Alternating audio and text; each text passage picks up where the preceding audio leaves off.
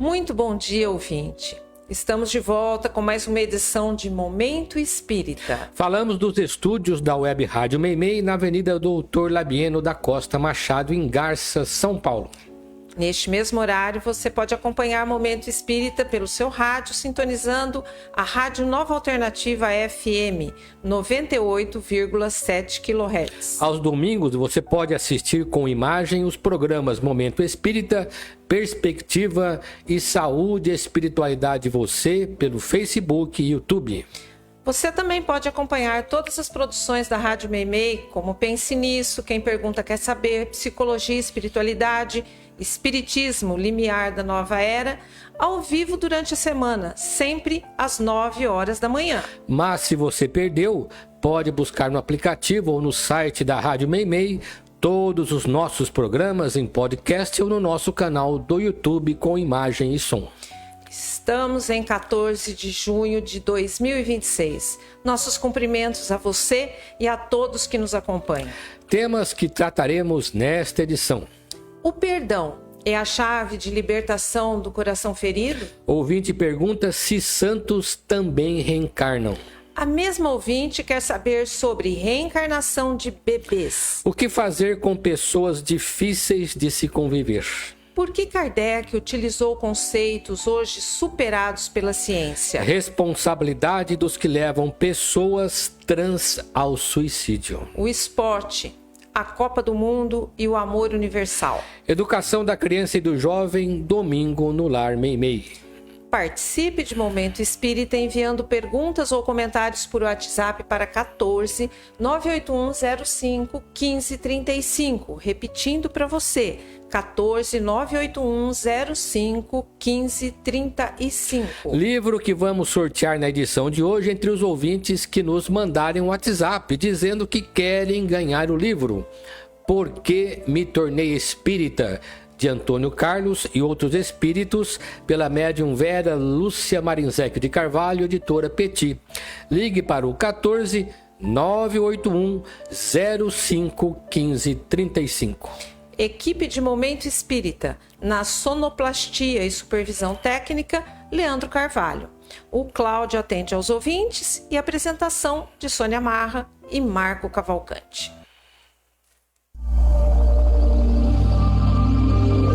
Momento Espírita. Um tempo de paz.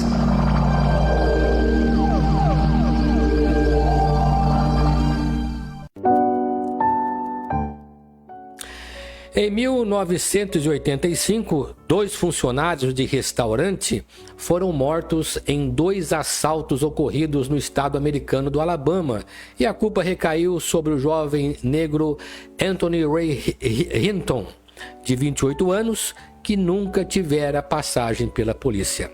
Provas circunstanciais elaboradas a partir de uma testemunha que sobreviveu a um dos assaltos vieram a incriminar Hinton, que, levado a julgamento, foi condenado à morte. O caso arrastou-se por muitos anos com o empenho de advogados que perceberam a forte influência racista no tratamento do caso. Hinton ficou quase 30 anos na prisão quando a Suprema Corte dos Estados Unidos reconheceu a inexistência de provas suficientes para incriminá-lo. E ele foi solto em abril de 2015, após derrubada sua condenação. Durante o tempo que passou no corredor da morte, Hilton se tornou conselheiro de outros presos condenados, 54 dos quais foram executados. Mas ele também atendeu e se tornou amigo de vários guardas na prisão, demonstrando coragem e resignação diante da pesada pena por crimes que nunca cometeu. Amadureceu, espiritualizou-se, adquiriu sabedoria. No dia em que foi solto, chovia copiosamente, e além da multidão que o aguardava às portas da prisão e protegendo-se da chuva, ali também estava a imprensa, sequiciosa por declarações. Perguntado sobre o que sentia com sua volta à liberdade, ele disse: uma pessoa não sabe o valor da liberdade até que ela lhe seja retirada. Vejam, as pessoas correm para fugir da chuva. Eu corro para a chuva. Como poderia uma coisa que não vem do céu ser tão preciosa? Tendo sido privado das chuvas tantos anos, sou grato por cada gota, apenas por ter a sensação dela no meu rosto. Mais tarde, entrevistado num programa de televisão, o apresentador perguntou se ele sentia raiva das pessoas que o tinham colocado na prisão. Hinton respondeu que as tinha perdoado todas. E o entrevistador, inconformado, insistiu: mas elas tiraram 30 anos da sua vida, Hinton. Como é possível não ter raiva delas? Ao que Hinton respondeu: se eu ficar com raiva delas e não as perdoar, elas terão tirado também o resto da minha vida. A história de Anthony Ray Hinton nos deixa um duplo recado. Primeiro, sem dúvida, a lição do perdão, que Jesus abordou com tanta propriedade para que viéssemos aprender a não carregar conosco fardos inúteis de sofrimento, complicando a saúde e a vida. A mágoa é um dos sentimentos que mais nos perturbam a alma, e o pior de tudo é que, enceguecidos pelo orgulho, muitos de nós não tomamos consciência disso. Não queremos admitir que alguém nos fira ou nos prejudique, embora, na maioria das vezes, não prestamos atenção que nós também ferimos e prejudicamos os outros. Uma segunda lição está no valor do sofrimento quando inevitável. Se conseguimos compreender seu sentido mais elevado e aproveitá-lo como fator de crescimento e libertação, como Anthony Hinton, na maioria das vezes, porém, não aceitamos que a dor nos visite ou que a decepção nos castigue a alma, sem perceber que é através das dificuldades que conseguimos escalar as mais ousadas metas de evolução.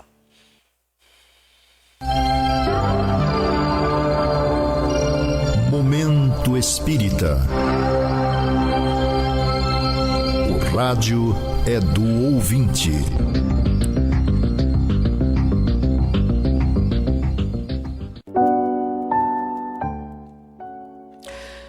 Durante os estudos do Livro dos Espíritos, uma das integrantes do grupo perguntou: aquelas pessoas que a Igreja canonizou, elevando a categoria de santos na corte celeste, como foi o caso da freira baiana Irmã Dulce, elas voltarão a reencarnar?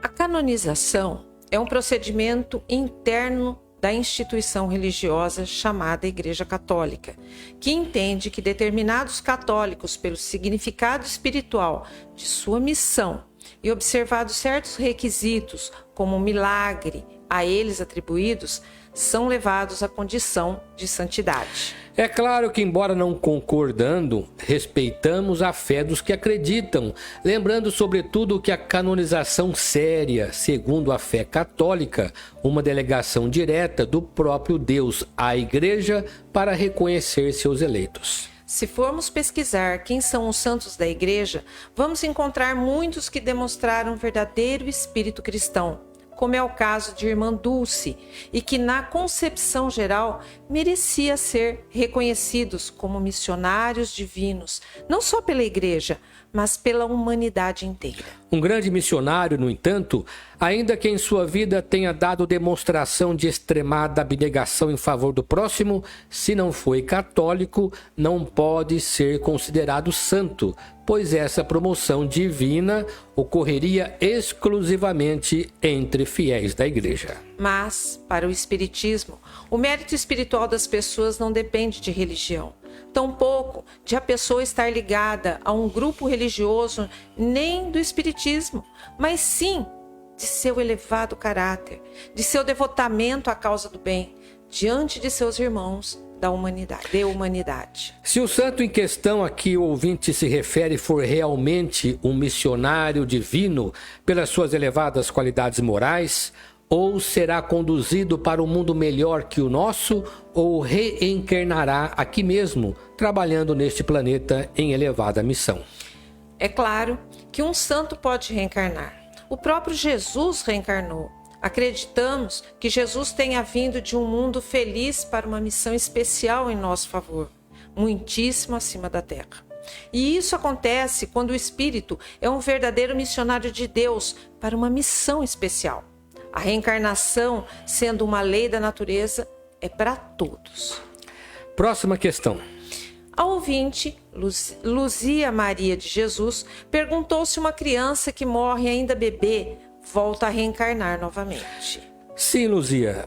Um bebê, embora tenha desencarnado prematuramente, é também um espírito em processo de evolução. Ele teve um passado antes da última encarnação e está de volta para mais uma experiência neste planeta. Variadas são as causas que podem ter contribuído para a sua morte prematura, mas quaisquer que sejam elas, essa vida tão curta tem sempre algum significado e algum valor para esse espírito. Aliás, existem casos de espíritos que, retornando à vida terrena, não passam da condição de embrião ou de feto, morrendo ainda no ventre materno antes de nascer. A reencarnação, como sabemos, é sempre mais uma experiência para o espírito no seu progresso espiritual, tanto quanto a sua desencarnação. Mas a reencarnação é mais difícil e trabalhosa que a desencarnação, exigindo planejamento e esforço que devem contribuir para o aprendizado desse espírito. Então, aqui fica uma pergunta bastante oportuna. Se não aceitamos a reencarnação, como é que vamos explicar essas mortes tão precoces e sofridas de bebês perante a justiça divina? Que mal fez esse espírito recém-criado, segundo a crença geral, para morrer tão cedo e seus pais para sofrerem o impacto dessa perda? Essas mortes prematuras sempre têm alguma causa física ou orgânica, mas, antes de tudo, existem causas espirituais que antecederam esta vida e que dificultam o curso natural de uma existência. Os pais, a família, igualmente, não sofrem tais situações por acaso. Na maioria das vezes, é uma prova para eles, conforme lemos em O Livro dos Espíritos. Com esse objetivo, Deus criaria um espírito se ele nem consegue viver ou sobreviver, morrendo assim tão cedo, sem ter sequer conhecido a vida? Na verdade, essas mortes prematuras, Luzia, advêm de várias causas conjugadas, como dissemos, mas geralmente decorrem de experiências infelizes e traumáticas de vidas passadas. Pode ser até mesmo uma medida terapêutica de que a espiritualidade lança mão para a recomposição do perispírito, que estava bem comprometido. Referimos-nos como exemplo ao que André Luiz chama de ovoides, espíritos que se atolaram em problemas de ordem consciencial que acabaram se fechando em si mesmos, deformando a forma perispiritual humana. Nesse sentido, há casos em que são providenciadas reencarnações de pouca duração e que serviriam tão somente para recuperar a memória e a forma perispiritual do indivíduo. No livro Entre a Terra e o Céu, psicografado por Francisco Cândido Xavier, André Luiz relata o caso de Júlio, que em existência anterior alentara contra a vida suicidando-se.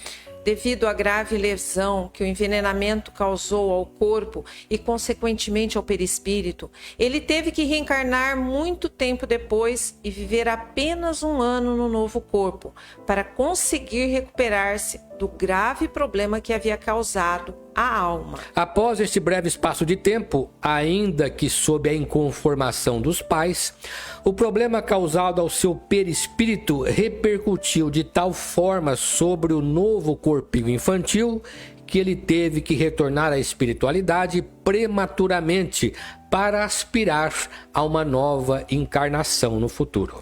Livro que vamos sortear logo mais entre os ouvintes que nos telefonarem, até 15 para o meio-dia. Por que me tornei espírita, de Antônio Carlos e Outros Espíritos, pela médium Vera Lúcia Marinzec de Carvalho, editora Petit. Ligue 14 981 05 15 35. Questão apresentada pelo ouvinte de inicial R. Por que existem pessoas que nunca estão satisfeitas com nada? Elas vivem reclamando de tudo o tempo todo e atormentando os outros com suas lamúrias. E não adianta falar com elas, porque elas ficam mais revoltadas ainda. Um dos pontos essenciais da educação que devemos dar aos nossos filhos é ensinar-lhes a serem sempre agradecidos. A vida é uma bênção de Deus. Por isso devemos todos os dias reconhecer essa grande oportunidade de viver, de conviver, de ter amigos, de amar e sermos amados. Outra ideia que devemos formar em nossos filhos é que não existe vida sem problemas. Todo mundo tem problemas e vão ter a vida toda. A vida em si é um desafio.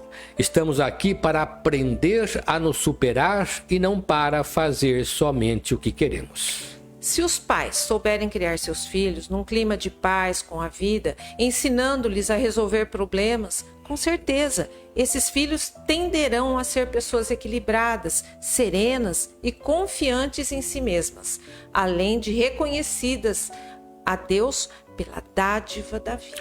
Esperar que tudo dê certo conforme a nossa vontade é o absurdo dos absurdos. É uma pretensão tola e ingênua que foge à realidade. Daí porque os pais não podem dar tudo o que os filhos querem enquanto são crianças, mas se esforçar sempre para dar-lhes o necessário, nunca esquecendo de mostrar-lhes o limite do possível. Pessoas que tiveram uma infância muito farta, onde receberam tudo o que exigiram dos pais, que nunca aprenderam a ter limites, depois vão deparar com a realidade cruel da vida, onde sofrerão terríveis frustrações. Elas buscam metas que não podem atingir e, com isso, vivem constantemente revoltadas e de mal consigo mesmas. Não conseguem se amar como são. Quando a vida não nos dá o que queremos, é porque, na verdade, não conseguimos dar o que a vida nos pede. Daí a necessidade de buscar a espiritualidade, ou seja, de entender que não podemos ter tudo o que desejamos, mas podemos valorizar tudo aquilo que temos. As nossas maiores aspirações devem ser com relação ao bem-estar íntimo, a paz, ao amor, à fé, e não em relação a bens materiais ou às condições passageiras da vida. Numa sociedade materialista e consumista como a nossa, precisamos aprender a nos voltar mais para a vida interior, valorizando as nossas relações afetivas com os outros, principalmente com a família. Uma pessoa que vive sempre insatisfeita com a vida deve ser muito infeliz. Não deve se aceitar a si mesma, tampouco aos outros. Por isso, deve ser orientada no sentido de mudar o seu referencial de vida, a fim de se descobrir num mundo diferente dentro de si própria. Quem está sempre reclamando acaba se depreciando, reduzindo a sua autoestima, isolando-se das pessoas e correndo o risco de acabar atolada na solidão. Só podemos ajudar essas pessoas nos aproximando delas com muito cuidado, para que aos poucos aprendam a confiar em nós e se sintam valorizadas pelo que são. Uma das formas, talvez a mais eficaz nos dias de hoje, é levá-las a entender a mensagem de Jesus, a fim de sensibilizá-las a realizar alguma mudança interior. A questão agora foi proposta por um habitual ouvinte.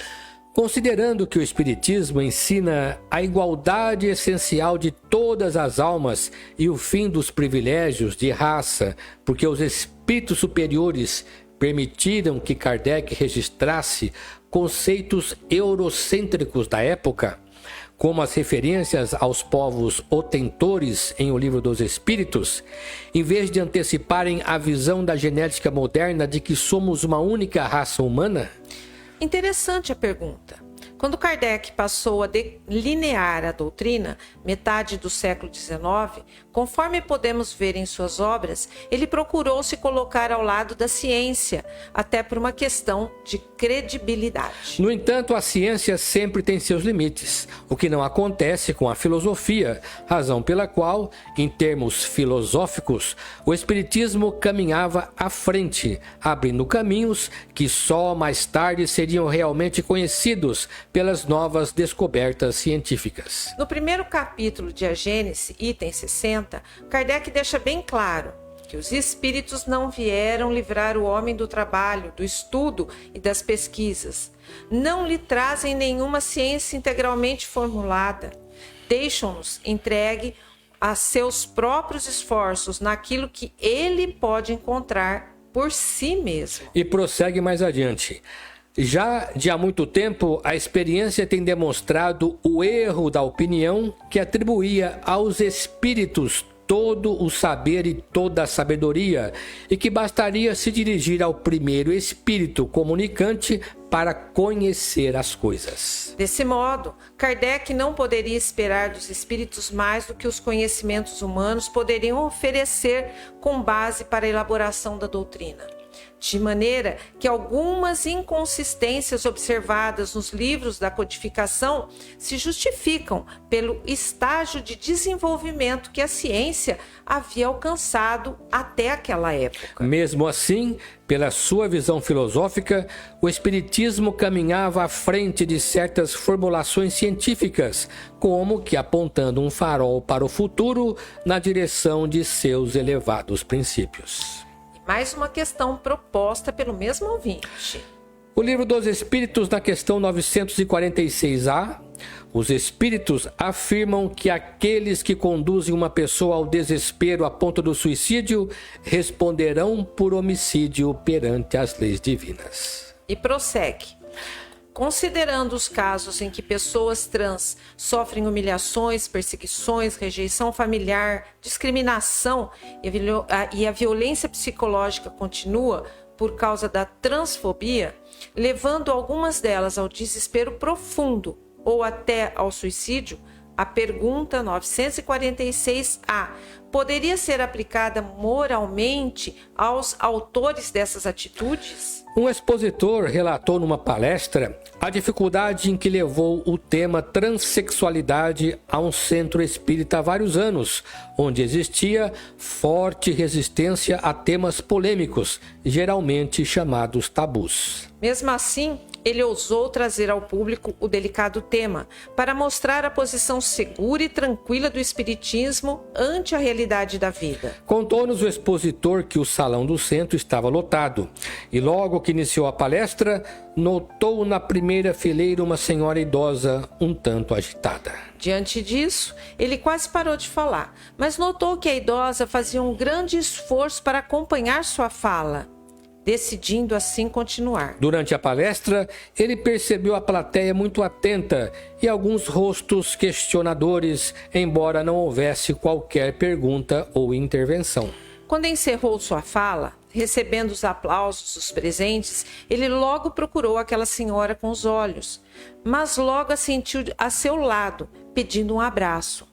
Ela lhe deu um abraço muito forte e disse: "Muito obrigado, moço. Que Deus o abençoe. Eu precisava ouvir esta palavra de alguém para compreender meu sofrimento." E prosseguiu: "Na verdade, eu perdi um filho aos 30 anos. Ele era homossexual desde a infância. Em casa, ninguém o entendia, ninguém o aceitava como ele dizia que era. Nem eu, nem meu marido, nem meus outros filhos. Pelo contrário, ficamos sempre revoltados com a sua condição, mas ele aguentou por uns tempos." E continuou: "Aos 30 anos, porém, ele não aguentou mais a pressão da família e se suicidou. Foi um choque, uma grande dor para todos, mas o nosso preconceito impediu que enxergássemos a realidade. Desde então, eu estou procurando uma explicação." Agora, o Senhor vem dizer tudo isso. Não sei se para eu entender a verdade ou se para nos culpar, ainda pela nossa ignorância.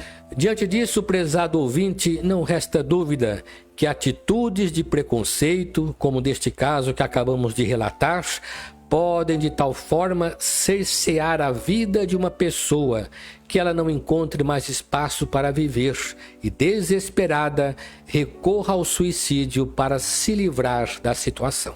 É claro que aqueles que, embora de forma indireta, ou seja, por ignorância, instigaram a pessoa a se matar, vão ter que prestar contas perante a própria consciência, mesmo que não tenham tido a intenção de tirar-lhes a vida. O erro cometido por ignorância tem menor peso do que aquele que é praticado de forma consciente e deliberada, mas mesmo assim é levado em conta, conforme a consciência moral de cada um.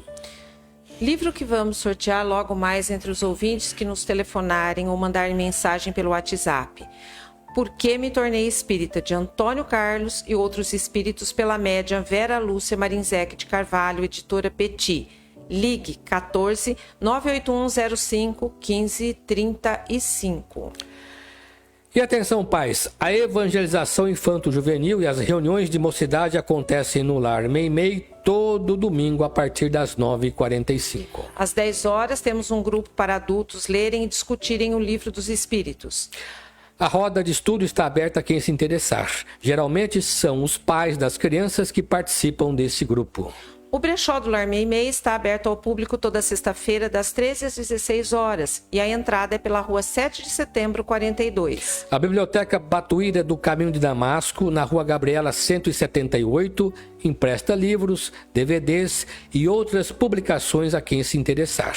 Permanece aberta durante as reuniões de passe. E atenção!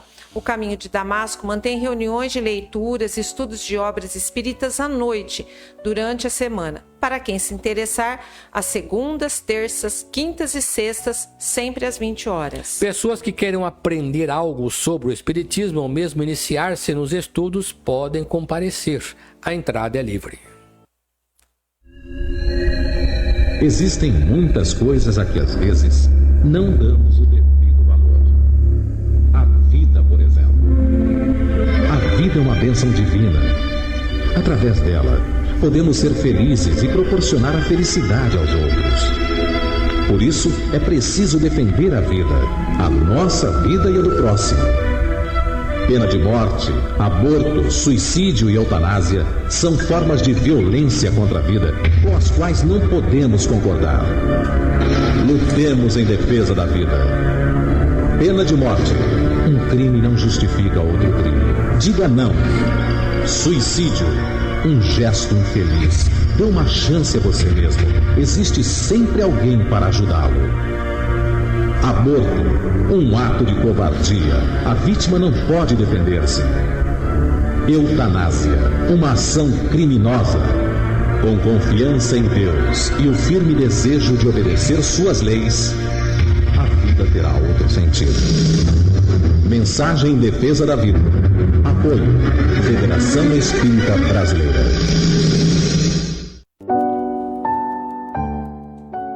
O Clube do Livro Espírita de Garça obtém livros por preços abaixo da tabela, permitindo que seus associados os adquiram por apenas R$ 27,00. E atenção, neste mês de junho, o Clube do Livro Espírita de Garça está levando aos seus associados o romance intitulado Tudo Tem Seu Tempo, autoria de Antônio Carlos, recebido pela médium Vera Lúcia Marinzec de Carvalho, editora Petit. Para receber o livro, basta você se associar ao clube, ligando ou passando um WhatsApp para a Sônia Marra no 14 99 669 5008 ou enviando o e-mail para clubedolivro@caminhodedamasco.org, dando nome e endereço de entrega. Entrando no site do Centro Espírita Caminho de Damasco, você vai obter uma série de informações sobre o centro e sobre o espiritismo. Momento Espírita. Mensagem para a nova era.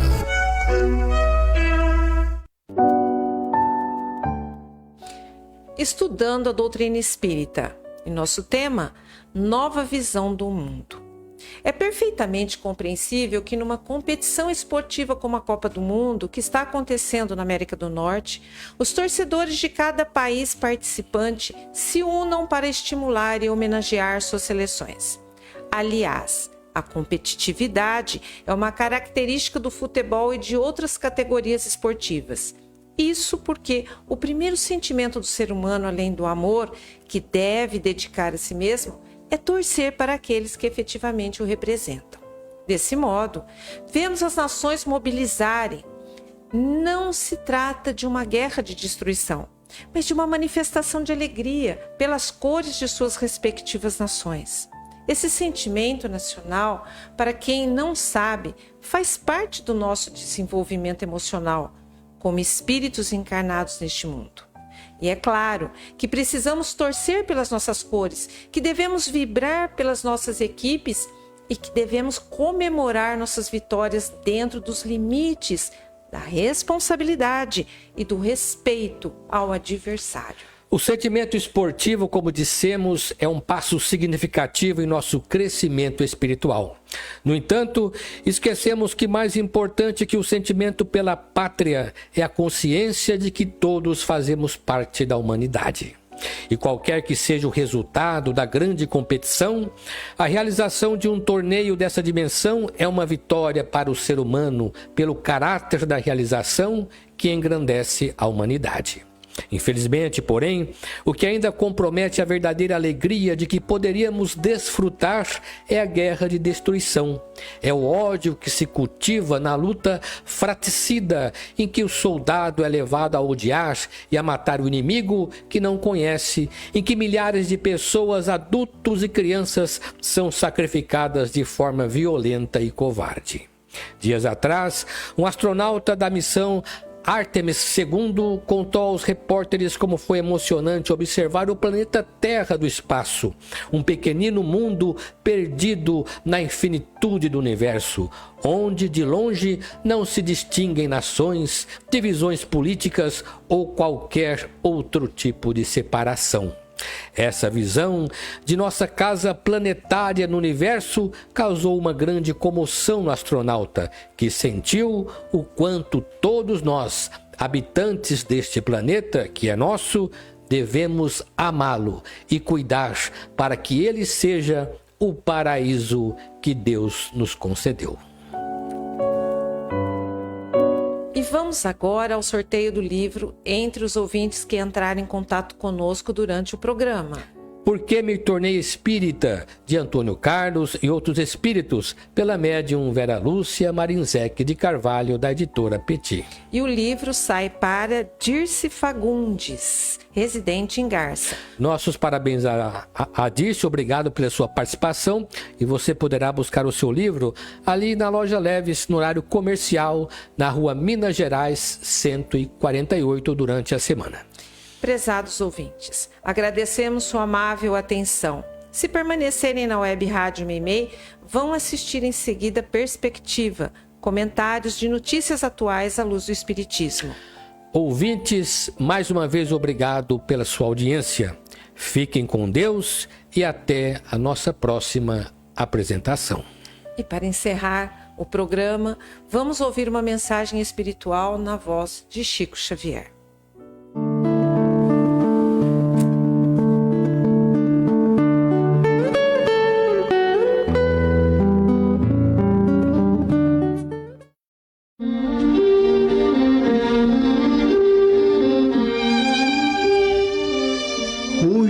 Tempestades em torno de teu caminho, tranquiliza o coração e segue em paz na direção do bem. Não carregues no pensamento o peso morto da aflição inútil. Refugia-te na cidadela interior do dever retamente cumprido e entrega à sabedoria divina a ansiedade que te procura, afeição de labareda invisível. Se alguém te acusa, aquieta-te e ora em favor dos irmãos desorientados e infelizes. Se alguma circunstância te contraria, asserena tua alma e espera que os acontecimentos te favoreçam. Lembra-te de que és chamado a viver um só dia de cada vez, sempre que o sol se levante. E por mais amplas se te façam as possibilidades, tomarás uma só refeição e vestirás um só traje de cada vez nas tarefas de cada dia. Embora te atormentes pela claridade diurna, a alvorada não brilhará antes da hora prevista, e embora te interesses pelo fruto de árvore determinada, não chegarás a colhê-lo antes do justo momento. A pretexto, porém, de garantir a própria serenidade, não te demores na inércia, mentaliza o bem e prossegue na construção do melhor, como quem sabe que a colheita farta pede terra abençoada pela charrua. Sejam quais forem as tuas dificuldades, lembra-te de que a paz é a segurança da vida. Não nos esqueçamos de que na hora da manjedoura, as vozes divinas, após o louvor aos céus, expressaram votos de paz à terra, e depois da ressurreição, voltando gloriosamente ao convívio das criaturas, antes de qualquer plano de trabalho, disse Jesus aos discípulos espantados: a paz seja convosco.